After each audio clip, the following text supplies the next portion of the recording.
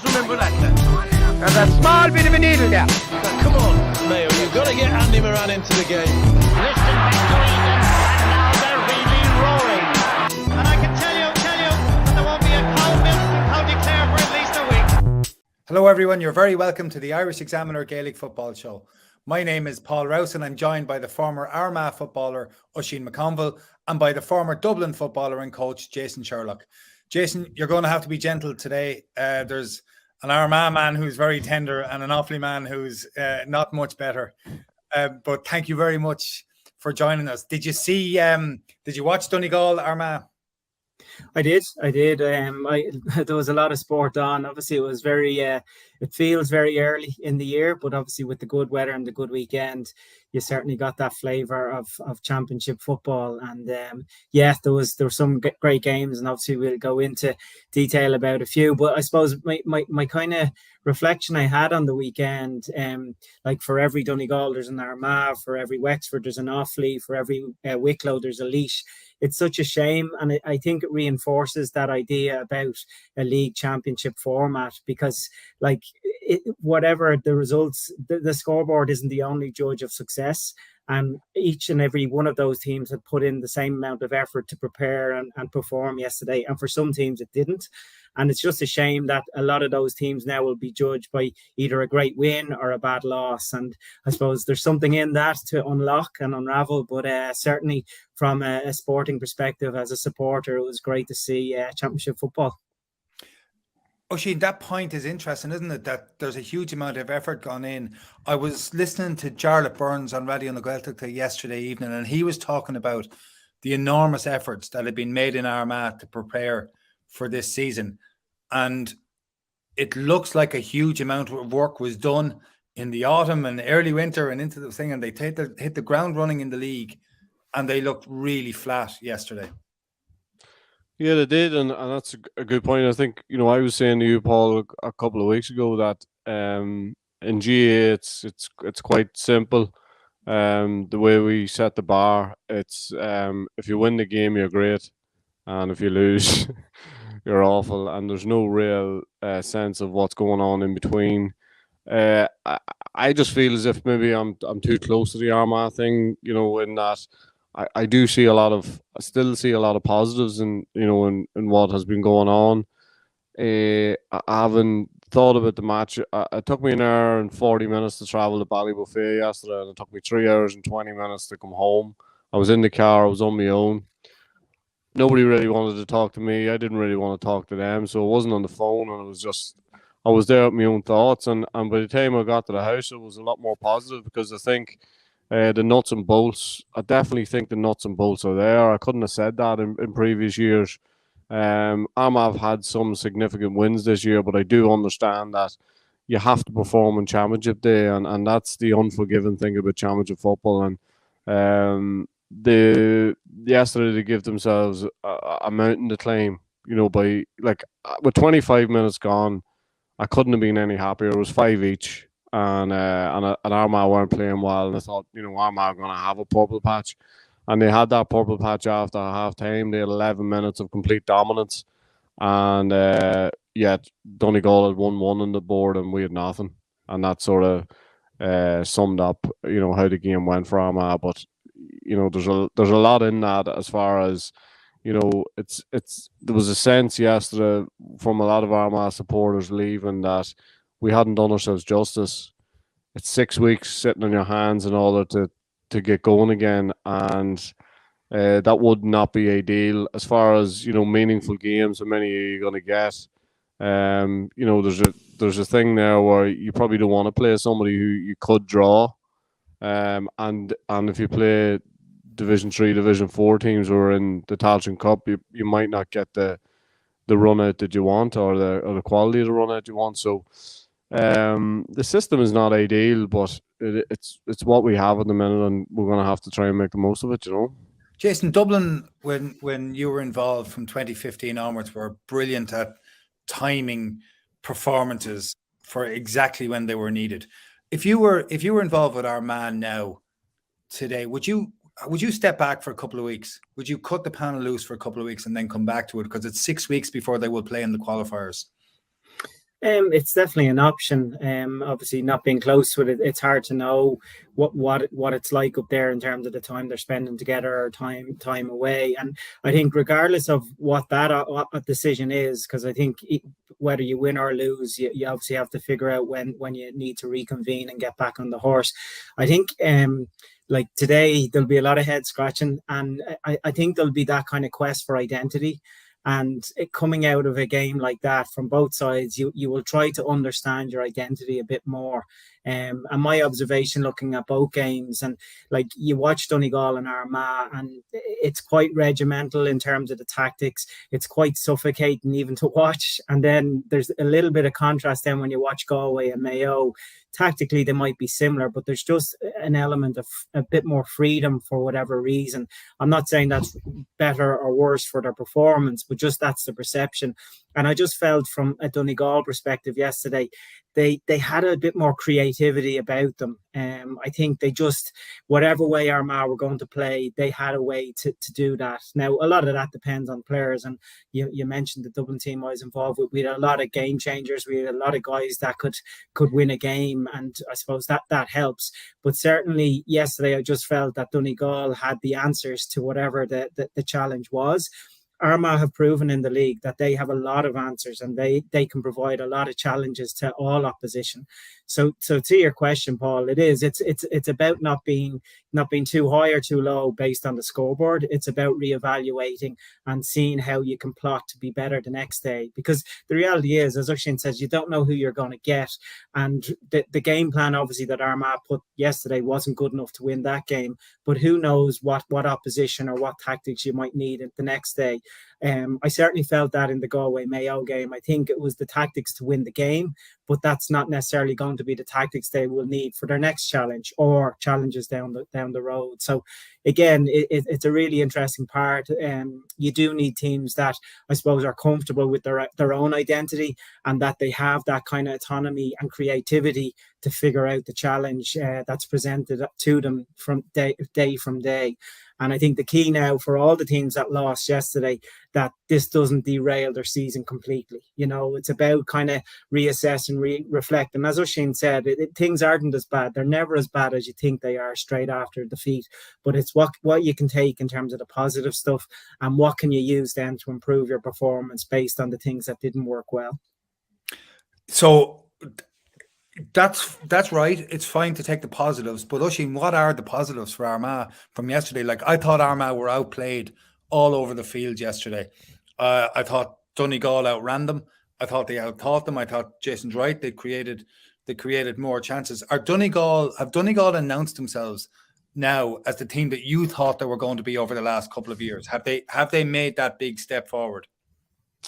I'll tell you what I thought about Donegal first of all yesterday. I thought they look very comfortable in their own skin. They look very comfortable. Like Jason's talking about identity. They looked comfortable in the way they were going about things yesterday.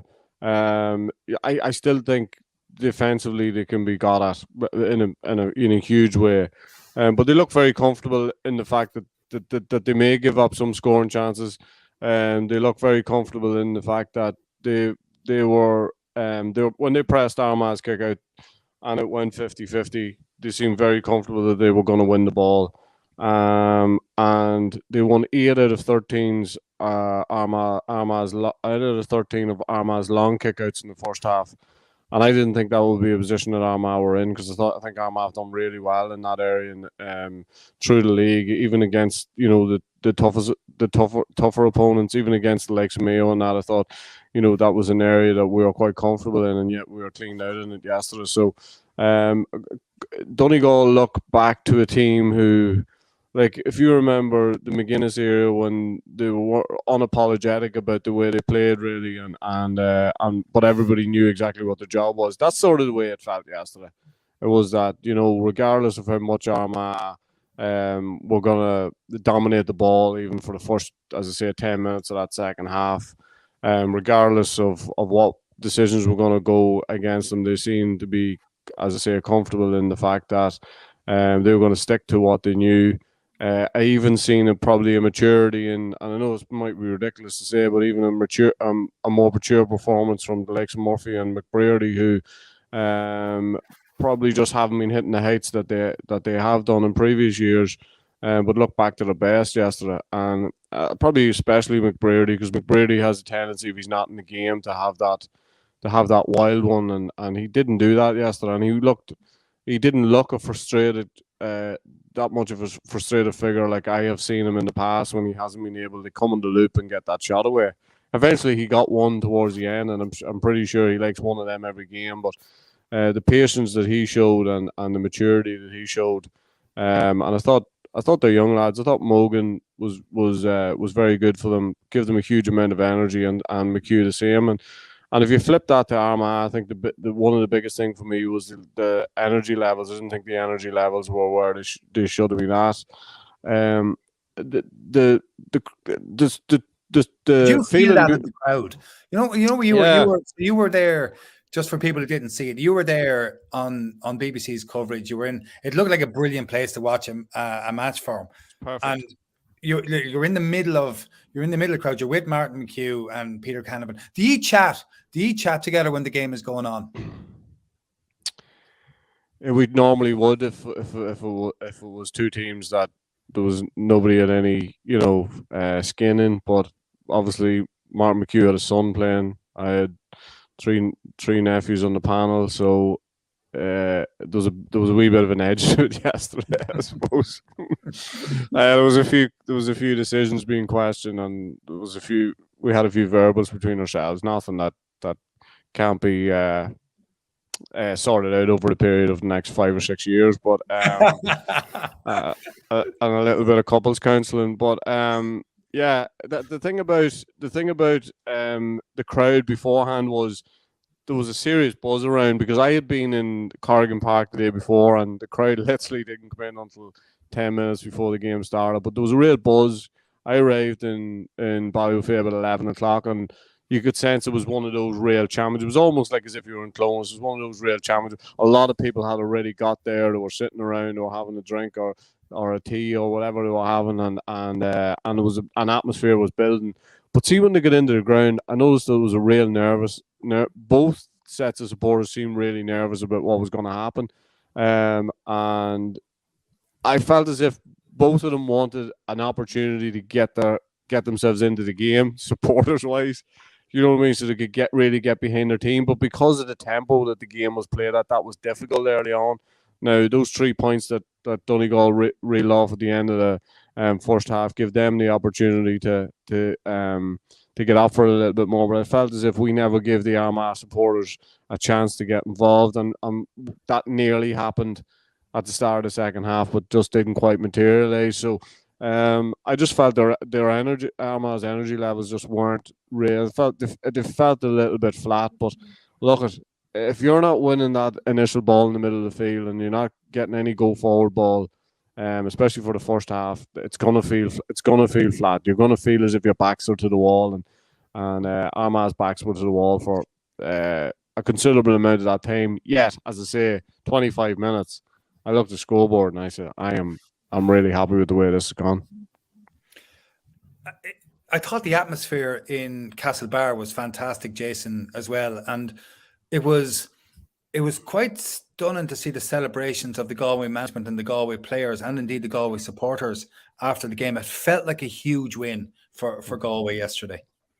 Yeah, and so it should. This is championship football, and obviously in terms of the life of that management team, it was obviously a key stepping stone on their journey, because obviously particularly in their last 2 games it hadn't gone their way, and then if you factor in their recent games against Mayo as well, so it definitely was a game that meant an awful lot, and you could see that. And again, that brings its own challenges as well. And I think Mr. Joyce was very, very quick in saying it after the game about, we'll enjoy tonight, but we need to regroup straight away for 2 weeks time, and that again is part of the challenge. And when you ask about kind of what are the positives you take out of a game, in a lot of ways it can be a lot more positive on the losing side, because now you're exposed in terms of where the areas to work on are. So for example, if it's if it's a ball around the middle of the field, you have something to work on and go after.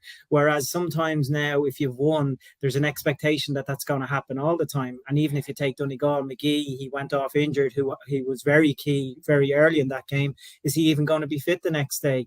I saw Comer was kind of limping as well, big player for Galway. So again, these teams, I suppose, until they do it game after game, there's still going to be question marks about them, and definitely I would see that. I think that point is really important. That point that you find your work-ons to it. So I want to put this to you about Mayo. Mayo won the kick-out contest with Galway. They gave away fewer turnovers during the game than Galway. They conceded fewer frees than Galway. They had more attacks. They had 40 attacks to Galway's 27. They had more shots, 31 to 22. So if we leave aside the scoreboard for a second, the key differential here is really, really simple.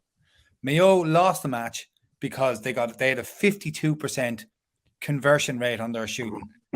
Galway's conversion rate was 68%.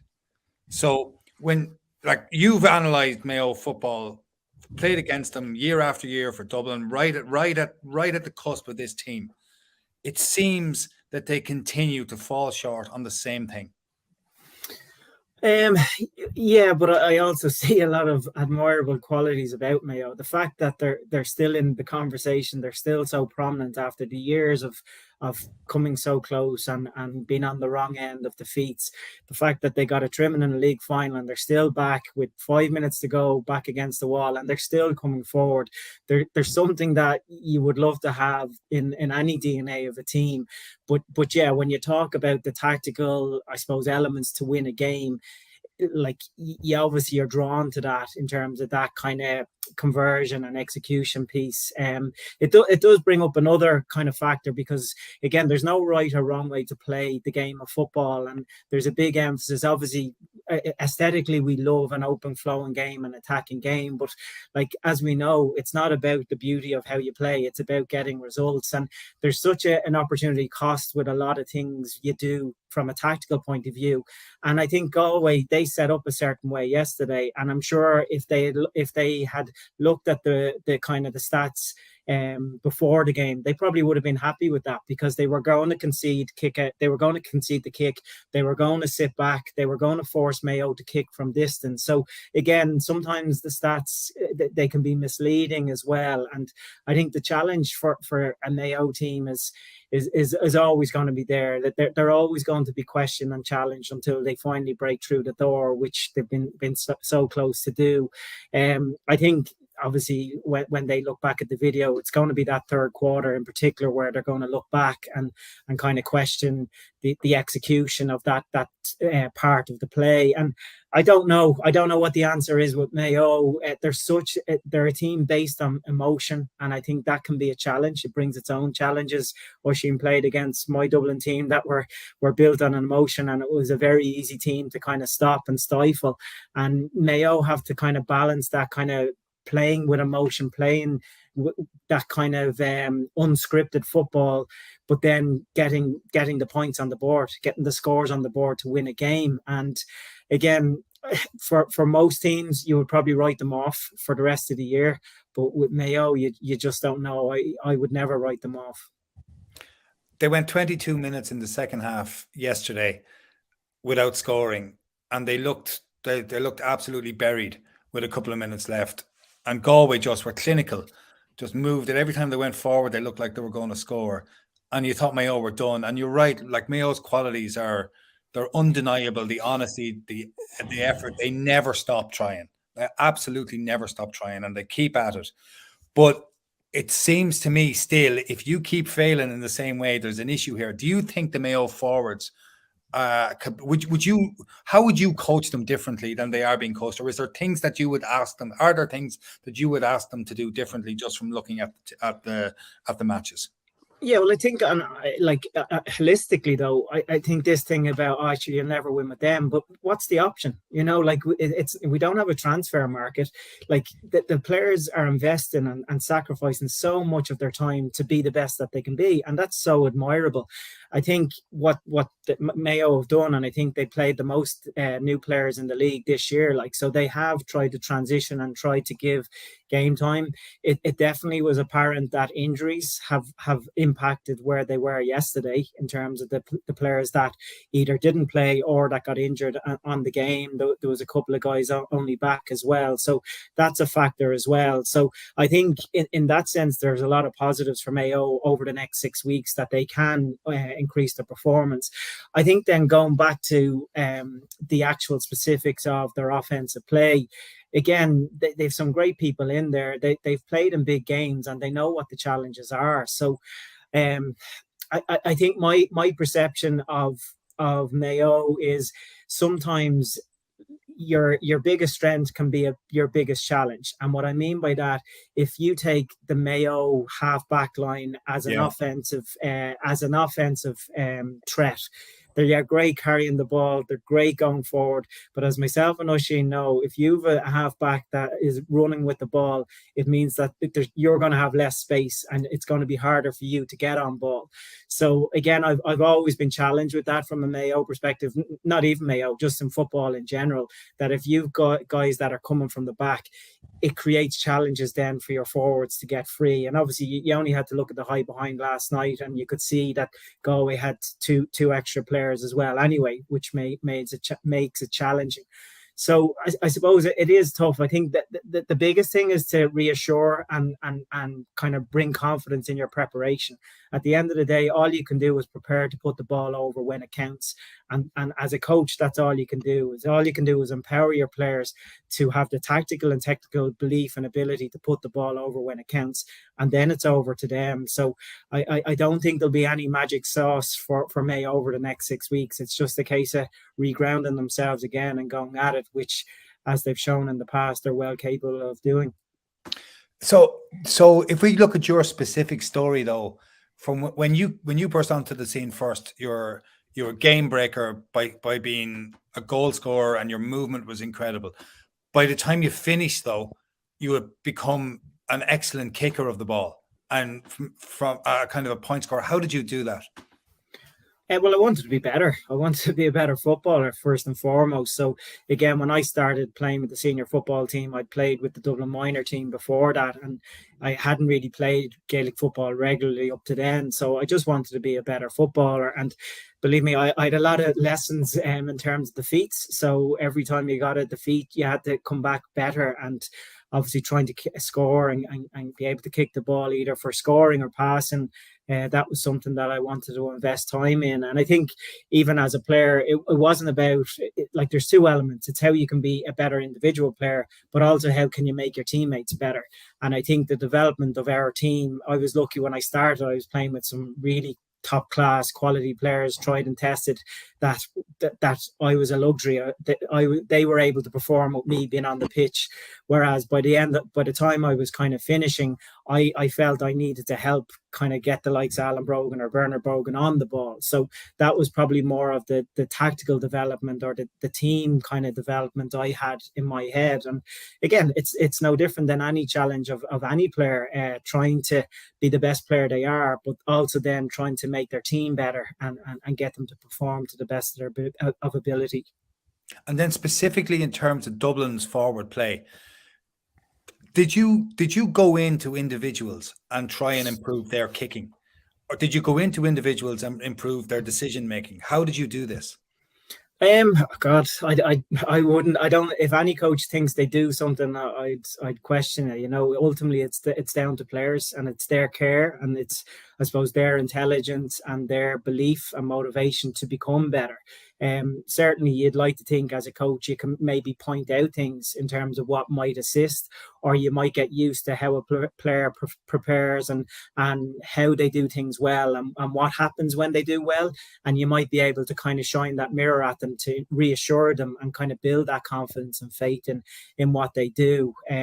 But again, I think the biggest compliment I would have for the guys that I worked with, is that no one was bigger than the team. They wanted Dublin to perform, and they wanted to take the best option for Dublin. And I think what I love about what I've seen of Donegal, and it isn't a coincidence, that goal yesterday, the hand pass goal in, that's something they've done regularly, consistently now over the last few years, and it's probably it aligns with my philosophy about doing what's the right option for the team. And I think it's a great trait. I think it's a great attribute to have in your team. And even they got one, if you look at Langan's point at the end, and I know it's so hard when you're in front of a goalie and you see the whites of his eyes and you can see the headlines. If he pauses for another second, he has a little layoff to his right hand side, and it's another team goal. So again, as a coach, I suppose it's trying to kind of make a player understand how, okay, yeah, we want you to be the best you can be, but how can you actually make our team perform even better? Oisín, do Galway look like they're a team who could be dangerous through the rest of this championship? And I mean by dangerous, All-Ireland semi-finalists, All-Ireland finalists, and so on. Dangerous if they keep progressing, Paul. I think there's still a good body of work to be done with them.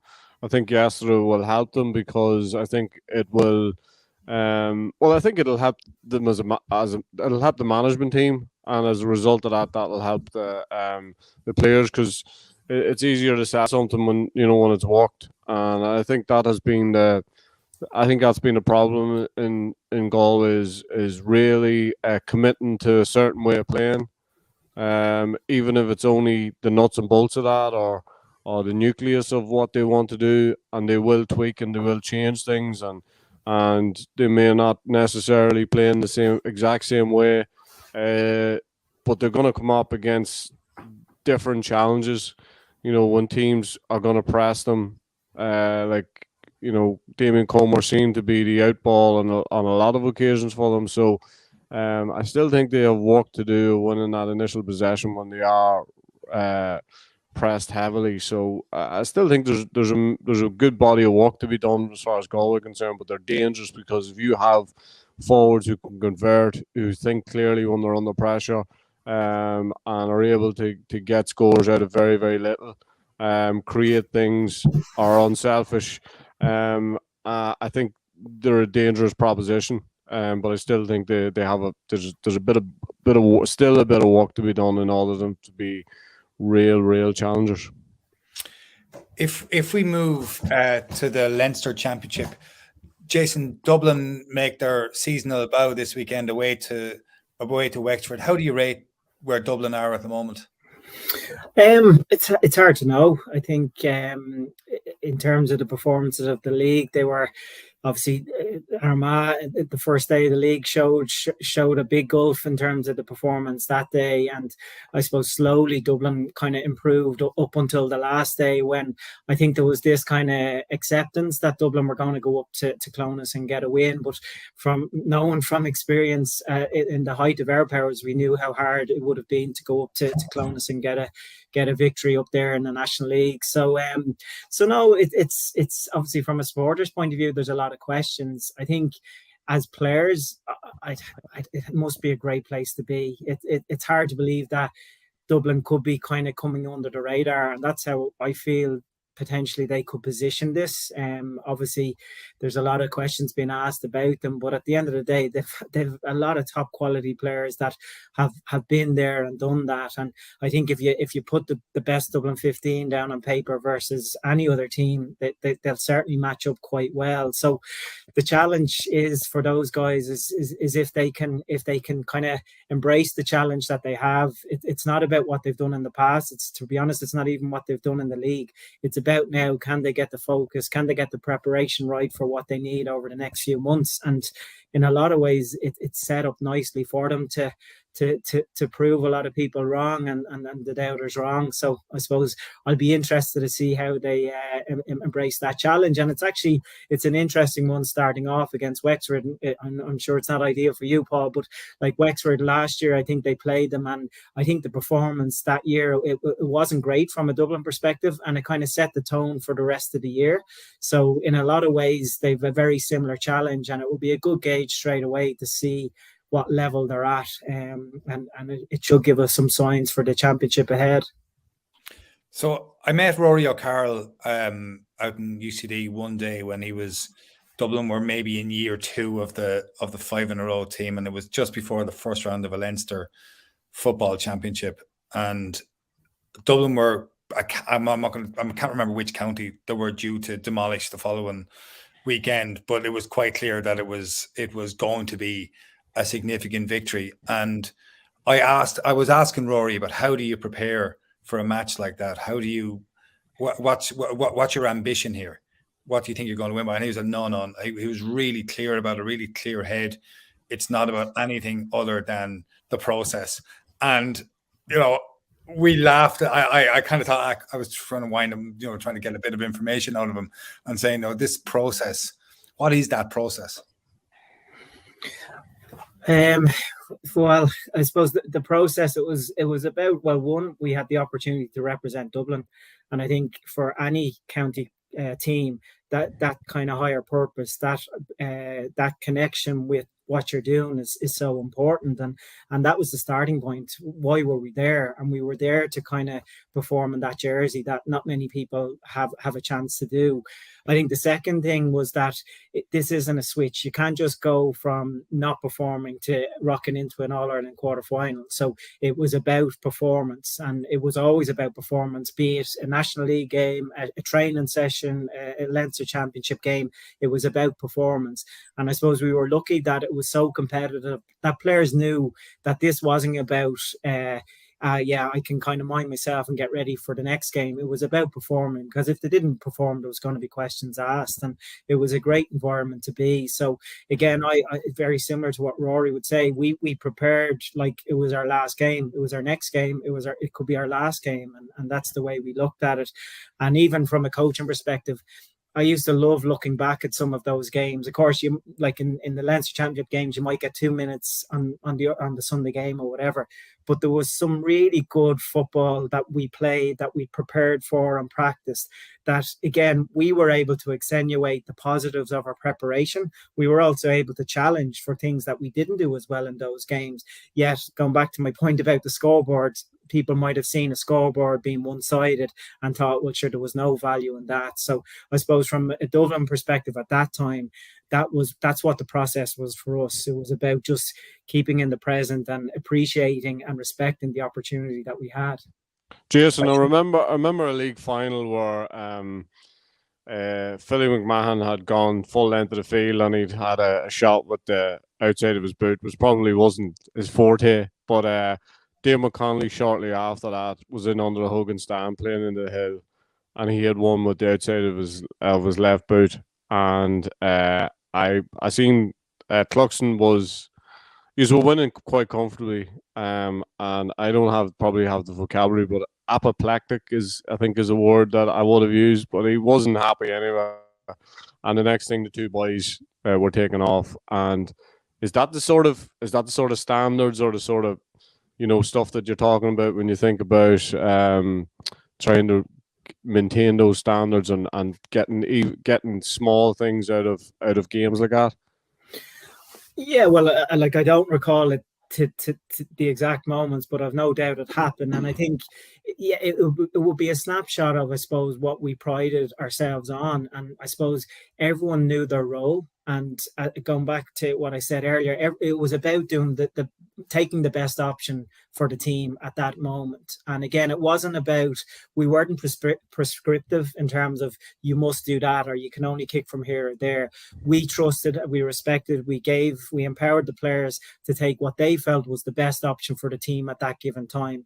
Now, again, sometimes if guys didn't take those options, I suppose it would only be appropriate that we actioned accordingly, because then how can you get that buy-in and that consistency if we don't put value on what we feel is the right option for the team? So that might have been an example of it, but certainly, yeah, the standards that those guys played to and the respect they had for each other was great. It made things a lot easier for us in terms of they kind of self-policed. what were the right things that were meant to happen. And again, like you go back to Stephen, and I know obviously he hasn't been around the last couple of years. It's such a shame as a supporter not to be able to see him and see what he does. But certainly from a person, an individual who cares, as a leader, to take a guy out of any environment like that is obviously a big loss to have. I should say, by the way, that in terms of what Rory O'Carroll was saying, he was talking exactly about that, about the importance of performance and not thinking about the result, but about preparation, doing what it was right, and treating every minute of the match on its own terms. It wasn't intended as jargon. Within that sense, this idea though that Dublin would train the way you play. The primacy, it seems to me, a huge premium was put on Dublin training on skills development. Is that a perception? Is that something that you did? Did you do walkthroughs on the field with players as well, or was it very much unscripted?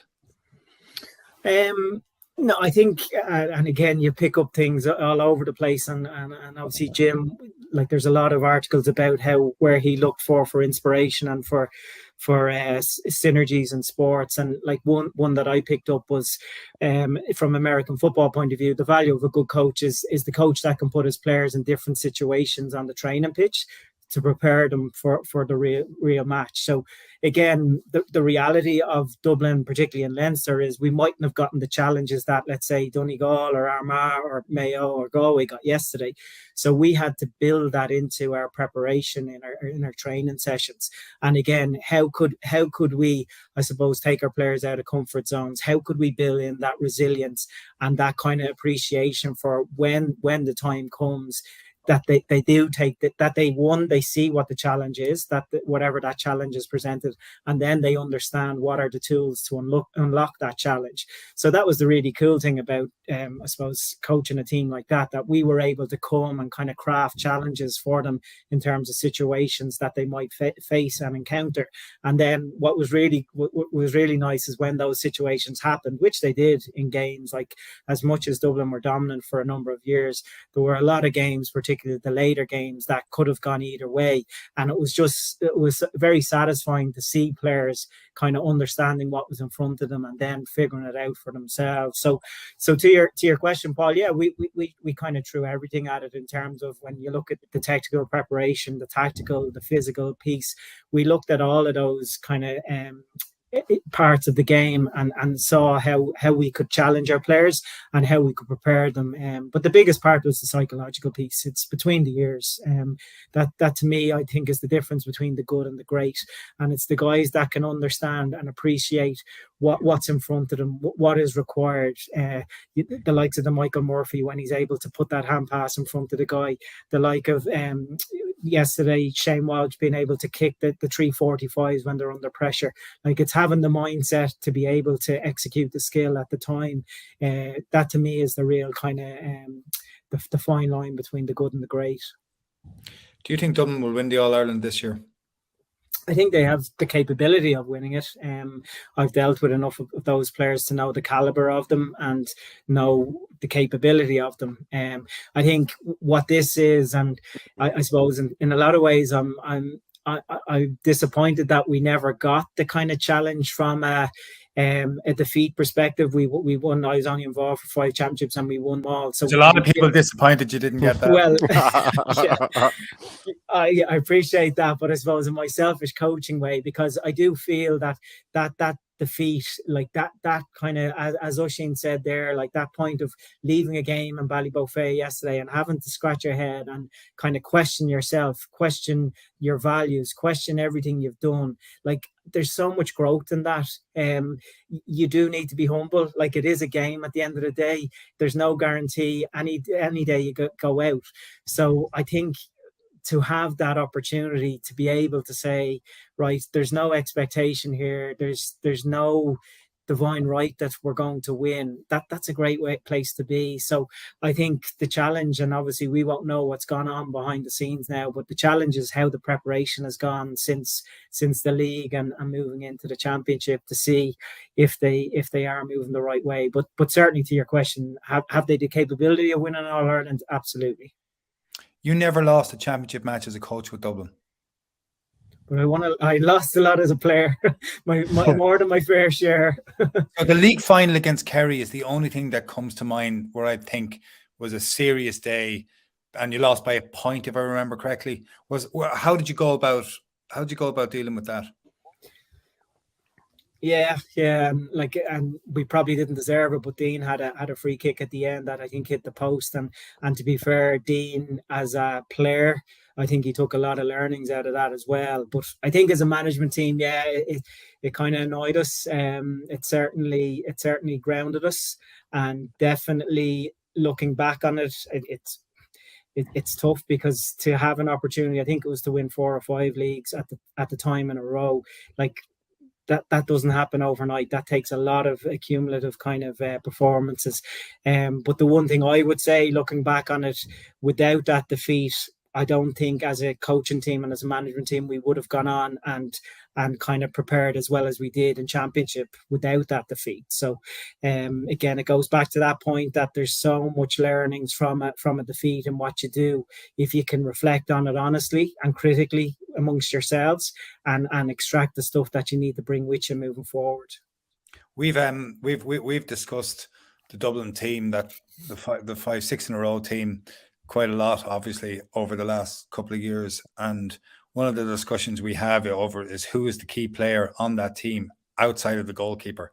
So I'll ask you the question: who is the key player on that team outside of the goalkeeper? Number 36. Number 36 is the key player, and that will go to even the backroom team, because you are only as strong as your weakest link. And I think the culture that Jim kind of engineered was that everyone felt that they had a part to play. So it's a bit like that NASA saying in The Caretaker, what do you do? I help put people on the moon. I think that was the philosophy, that was the culture that we had in Dublin, that we all felt we had a part to assist and support the performance. Because if at any stage that team thought it was about 1 or 2 players, we were in trouble. And again, I think it's to Jim's credit. I know people criticize and say, yeah, sure, you had the strength and depth in the panel, which is absolutely fair. We had a lot of highly talented players, but at the same time, we had those players that were willing to sacrifice their own game and their own ego to come on and do a job, be it 70 minutes or 70 seconds. And I think to your question, I think, every player was as important as each other. Was there ever a row in the camp? Absolutely. You'd need that. Just you wouldn't learn, you wouldn't grow if there wasn't. And I think sometimes victories can kind of, I suppose, deflect that, because we think everything is going well. So that's why it's important that you do challenge performances, challenge the victories as much as the defeats, because you do need reality. You don't want to be kind of fixated on the scoreboard. So I think constructive conflict is good, and I think that challenges, that probe. So certainly, I think any successful team, you need an element of conflict. So that team is hugely identified with Jim Gavin, and I know there was a big backroom team there, and I know you had all the players who were involved in it talk about your role. The players that I've spoken to from that team talk about how instrumental you were in the whole setup. But in terms of selections, did you ever look at a selection of certain players on certain days and just fundamentally disagree with it? Well, I was lucky that, I suppose I had a part in that process. And I think, again, selections of teams, selections of panels they weren't folly. They were very well thought. They were very well considered. And ultimately, it came down to what we felt was best for Dublin on any given day, in terms of the challenge that we had in front of us, in terms of allowing Dublin to perform to the best of their ability, either starting the game or finishing the game. And that was the criteria. So it didn't really matter whether I disagreed or agreed. Ultimately, I respected, we're doing that for the betterment of the team on any given day. So, and again, I'm sure, I've no doubt we got things wrong. And again, I can think back at games where we had to make substitutions early in games where we, in hindsight, we reflected upon it and we were much better prepared then for further team selection and panel selection. So like it was just embracing that challenge and taking the learnings from any given situation. Who made the Was it- substitution? Sorry, Oisin, just one more question on this. Who made the substitution decisions for Dublin? How were the decisions arrived at? In a lot of ways, the decisions make themselves in terms of how a game is going and decisions tactically that need to happen. I suppose a bit like Oisin there, he's the headphones and the microphone. I think Porrick Joyce had 2 ear devices yesterday.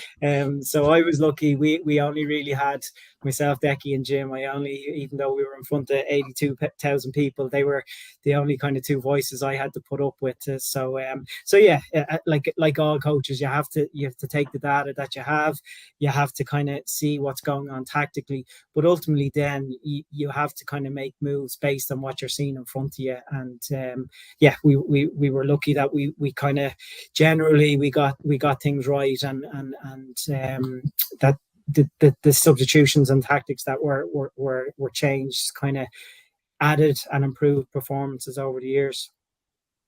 I was just thinking about the picking the panels when you were talking about that, Jason. There was never any emotion went into that from what I seen, looking at the 26, because I was looking at a couple of times where I thought, Bernard Bruggen was coming towards the end of his career and he'd been left out of a couple of panels. And I actually did, it wasn't an emotional thing for me, but I could see how people would see it as an emotional thing. And I just thought that maybe he could come on and do a job for you in some of those games, but obviously you guys knew more because you were watching him training. But was there ever any emotion went into that process? You had to explore it, and part of it when you talk about whether you should play a guy or you should put a guy in a panel, you have to talk up the whole piece, the holistic piece, and obviously emotional is a big part, and particularly in our last year 2019, because obviously it was an emotional year. No one had ever won 5 in a row, so it would be, we had to accept that was part of all our decisions in terms of what was going on.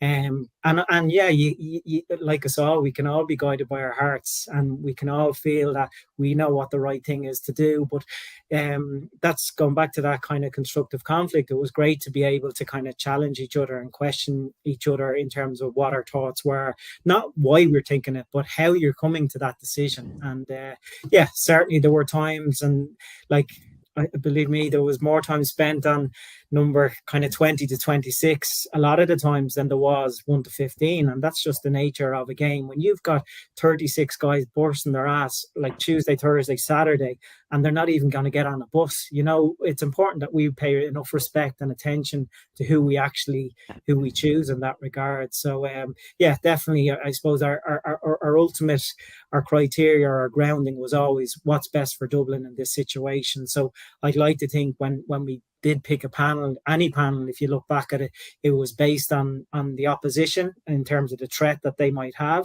and then obviously it was based on how we could have our best performance, and that was the criteria. I see you went playing golf with Jim Gavin last month. What did you talk about? We didn't talk about football anyway, that's one thing. Yeah, no, it was good to catch up with Jim. Obviously, like all these things, you spend so much time with people, special people, and then life gets in the way again. So, yeah, he's been very busy work-wise. He's been playing a bit of golf, and he's invested a lot of his Dublin time with his family, which is great for him from a personal level. So, yeah, Jim was in good form, and yeah, his golf has come on. I have to say, it's a lot harder to take that fiver off in these days. You stalking these people, Paul? Oh yeah, I am. Yeah, I have a surveillance network around the city. So what we do, Jason, every time during the championship is we look at the results of forthcoming matches. And Oisin had he had a brilliant league. He more or less called the league spot on. I'm basically Armagh. Yeah. So this week he Paul, before we go on to predictions, can you talk to me about Offaly, because we seem to have skirted over that one a little bit. I suppose I find it hard to talk about Offaly because of knowing the lads who are in the panel and I think it was really, really disappointing that the county had momentum from last year, winning the under-20, and I think that's been squandered. I think promotion from being relegated from Division 2 was a setback. I think the nature of the relegation in particular was a setback. I don't think... I was thinking about this earlier. I think I'm really fortunate in the job I have. I love the job I have because it's teaching history, and it's been involved in history, and it's based around evidence, and it's based around facts and the analysis of evidence and of facts. And the basic facts are that Offaly lost, with all due respect to Wexford, the team that came third in Division 4 of the National Football League, and lost to that team yesterday. And that's the first point. The second point of it is Offaly only had 23 fit players togged out yesterday. They didn't have a sub goalie on the bench. They ended up with a lot of injuries. To be fair, they ended up with a lot of injuries, but it does not seem to me that is the best team that Offaly can field. That the best players in the county are not in the field, and we've spoken a lot about this over recent years, and we mentioned it, for example, in the context of Down. And in the context of Down have had some incredible number of players have been processed through the senior football team over the last couple of years, and I think Offaly had a very light panel yesterday, and that's not a good sign. But even on that, Paul, and I mentioned it earlier about why would players commit and dedicate? They're asked to go slogging from October, November through the muck and all that kind of sacrifice their Christmas and all that to try and have a good league. When really this is the time of year you want our best, most talented footballers and hurlers playing the game that they love, and it's such a shame that, as you say, all the good work, and Offaly are one example of numerous teams, Laois, another team that obviously wanted to have a great year. It's such a shame, in my opinion, that we're going to lose so much talent because the proposition isn't there. Why would these players do it? And I do think just a little tilt of the system and the structure will enhance the games. It'll allow our talent want to play a bit more and ensure that, listen, it's not going to be about one day in the sun. It's going to be about a journey that you're able to go with your county. So I really, really fundamentally agree with that. I completely agree that the structure that has been introduced now just simply doesn't work. The calendar of play doesn't work. And I do agree in large measure to create more windows for club football. I'm totally supportive of that. But the balance of games that are played in January and February makes a mockery to me of good qualities. And it's a totally different type of football. I would actually wonder as well, I was just thinking about this as well, there's a huge amount of football played in heavy ground. And I think this turned to people playing on hard ground. The ground seemed to me to harden up in about 10 days this year. It just went from being really boggy to being really hard. And I think a lot of the injuries that are going around at the moment are partly a consequence of that, for all the people talk about sports science. But it's the structures are not conducive to development. And the Tailteann Cup starts in 4 weeks' time. It goes into a knockout format. I'm really struggling to see how that's going to work for counties where losing in this week and last week is a real knock. Yeah, and again, I don't think the Tailteann Cup is the problem. I think it could be part of the solution, but I think we need as many teams and counties at the top table first before we kind of move. But again, I think where we're all coming from is we all care about Gaelic football and the sustainability of that. And I've been in a privileged position where we didn't have to knock on players' doors to come to training because they wanted to do it. But I've no doubt that is a challenge amongst a lot of counties, and it shouldn't be that way. Players should be able to intrinsically see the value of representing their county. But I would just question whether that's there at the moment, unfortunately. I think that's right, and we're going to run through these. We're going to run through these predictions. Wexford, Dublin, Jason. Dublin. Oisín. Dublin. You're 1 for 1. Mead Wicklow in Navan. Mead. Meath. Kildare Loud in Tullamore. It'll be a good one, but I think Kildare, I hope Kildare are able to build on what they've shown this year. Oisín, Yeah. Kildare Loud. The in-laws probably don't listen to the podcast anyway because they hear enough from me, but they'll not be pleased. But I just think I think Kildare. I think I've seen a good bit of Kildare this year in Division 1, and probably slightly unlucky and end up where they ended up. So I think Kildare. Yeah, I think Kildare should have a bit to spare. And Westmeath Longford, Jason, which is in Mullingar. I think home advantage is a big advantage in those type of games. And again, what I've seen of Westmeath over the last couple of years, I like what they're trying to do. So I'll go Westmeath. Okay, Monaghan Down in Clonus. That's me. Yeah, sorry, Jason. Yeah, Monaghan Down. Yeah, I think if Monaghan can build on what they did in the league, particularly their last game, I go Monaghan. So, Oisín, I didn't ask you Westmeath Longford, and then Monaghan Down. Longford have a great ability of turning the tables on the likes of Westmeath, so I'll go for Westmeath. Monaghan to beat down. The down thing doesn't seem to be going well at all. And that, as much as even what's going on behind the scenes, more so what's happening on the pitch, because they were really poor in a lot of those games. And the night that they played Galway, they never raised a gallop at all. So they have a couple of brilliant players. Young Andrew Gilmore has come in, done well, and Barry O'Hagan will kick points all day. The new fullback, Callum, I can't remember his surname, but great fullback, but Monaghan will have too much for him. Oisín, are you working on Derry Tyrone at the weekend? Yeah, looking forward to it. I'm sure. I'd say you're absolutely hanging out for it. Who's going to win it? I would have been really quiet. If you asked me this start of the league, halfway through the league, I think Derry have done themselves a bit of a favour with the way they finished the league, in that there's not as much talk about them beating Tyrone. They have a chance. They'll be very, very stubborn. Kieran McFall is such a loss to them.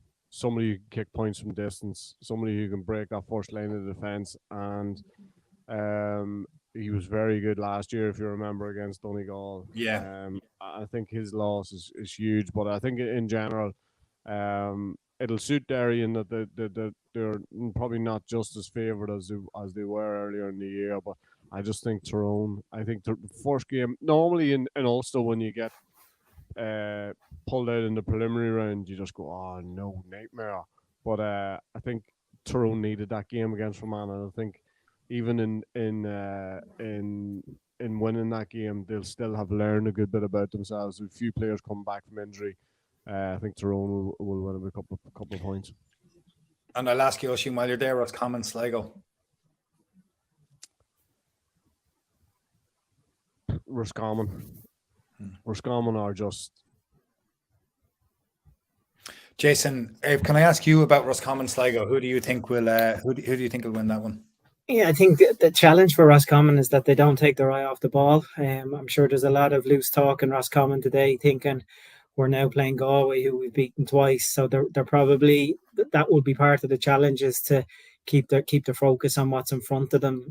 Obviously, Sligo will be bringing a lot of spiritual, I suppose, motivation. And I just want to mention Red Oak. I'm in DCU, so my thoughts were with the family and friends and club down there. And I'm sure, like their under 20s, they'll bring a lot of emotional positivity and energy with that. But certainly, yeah, I think if Roscommon can continue to keep grounded, there's no reason why Roscommon won't win that game.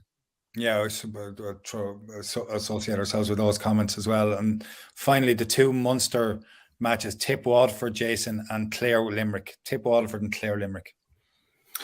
Yeah, I suppose like just from what I know of Clare over the last number of years, they've done so well. I think they've punched far above their weight over the years. Obviously with the likes of Brennan and Tuberty. Brennan now moved on, but I'd probably have a bias to want and Clare to win. I think Tip then they've had a transitional period. Obviously, having the once you have a really high, I suppose you do get back more grounded to where your real level is. So again, I wouldn't see a whole lot in that game. But yeah, you would expect. I'd expect Tipperary to get through. Answer, Oisín, Tip, Waterford, and Clare Limerick. I'm gonna go Limerick. Seen them a couple of times this year. I was impressed by them, and I'm gonna go rogue on you, Paul. I'm gonna go Waterford to beat Tipperary. Sure, this is desperation stuff. So Jason, just to finish up, a one-word answer to this. Oisín's view is that Tyrone will win the All-Ireland. He thinks Tyrone are going to put back-to-back. A one-word answer. Who do you think is going to win the All-Ireland? Depends. Okay, you may go more than one word. So it depends. No, I think it's set up. I think it's great as a fan. I think there's so much in this championship. I think even looking at Donegal and Galway yesterday, they showed the level that they can get to, and I definitely think there's a lot of teams that feel they can. Obviously the big one for me is Kerry. Can they deal with the expectancy of winning an All-Ireland? Because to be fair, we've been here before over the last couple of years and they haven't performed to the level that they've been. And then obviously more closer to home, it's how Dublin respond to the adversity they've had over the last year or so. So that's why I think it depends. Can't disagree with that statement. Thank you to Larry Ryan for running this podcast, to Raf Rocca, to Jack Neville, to Tony Lean, to everyone at Examiner Sport. A huge thanks to Oisín, and especially to Jason for joining us today. Thank you very much. We'll be back soon. A grain of rice, a grain of rice is going to tip the scale. Just remember that, lad. There's a small bit of a needle there. Come on, Mayo, you've got to get Andy Moran into the game. Listen back to